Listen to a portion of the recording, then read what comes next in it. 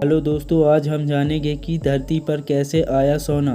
भारत में आभूषण के तौर पर सबसे ज़्यादा सोने को पसंद किया जाता है, यह आप सभी जानते हैं। लेकिन काफ़ी कम लोग ये जानते हैं कि धरती पर सोना आया कहाँ से। सोने की अहमियत हमेशा ही सबसे ज़्यादा रही है। इसके पीछे एक बड़ा कारण है इसका दुर्लभ होना। दिलचस्प बात यह है कि धरती पर भले ही सोना सबसे दुर्लभ धातुओं में से एक हो, धरती के महासागरों में जितना पानी है उससे भी ज़्यादा सोना मौजूद है। सोने के बारे में रामायण काल में आज से पहले करीब 8 से 10 हजार साल पहले ही पता चल गया था। सोने की खोज 18 अगस्त 1868 को पूर्ण सूर्य ग्रहण के दौरान कई वैज्ञानिकों ने स्कोप की मदद से सूरज पर सबसे पहले हीलियम की खोज की।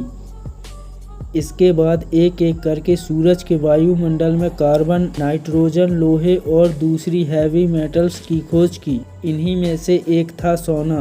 18वीं शताब्दी के आखिर और 19वीं शताब्दी की शुरुआत में धरती की उत्पत्ति और इतिहास को लेकर समझ के बढ़ने के साथ ही यह सवाल भी सामने आने लगा कि आखिर अरबों सालों से सूरज और दूसरे सितारे कैसे चमक रहे हैं। लंबे वक्त तक चली रिसर्च में वैज्ञानिकों ने पाया कि सूरज पर 2.5 ट्रिलियन टन सोना है। इतने सोने से धरती के सभी महासागर भर सकते हैं और फिर भी यह ज्यादा होगा। एक और दिलचस्प खोज आगे चलकर की गई, जिसमें पाया गया कि धरती पर आज मौजूद सोना सूरज जैसे सितारों के न्यूट्रॉन स्टार बनने और फिर आपस में टकराने से पहुंचा है। दरअसल जब कोई सितारा अपने जीवन के आखिरी चरण में होता है तो उसकी कोर ढह जाती है और फिर सुपरनोवा विस्फोट होता है। सितारों की बाहरी परतें स्पेस में फैलती हैं और इस दौरान न्यूट्रॉन कैप्चर रिएक्शन होते हैं। इनसे पैदा होते हैं लोहे से भारी ज्यादातर एलिमेंट्स। जब ऐसे ही दो न्यूट्रॉन स्टार आपस में टकराते हैं तो न्यूट्रॉन कैप्चर रिएक्शन के कारण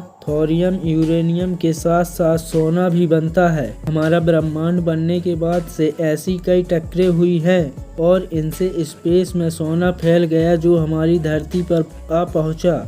यानी सोना सिर्फ इसलिए खास नहीं है क्योंकि यह धरती पर दुर्लभ है, बल्कि इसलिए भी है क्योंकि यह सीधे सितारों से जमीन पर उतरता है। असल में धरती पर सोना ग्रहों के आपस में टकराने के कारण से आया है।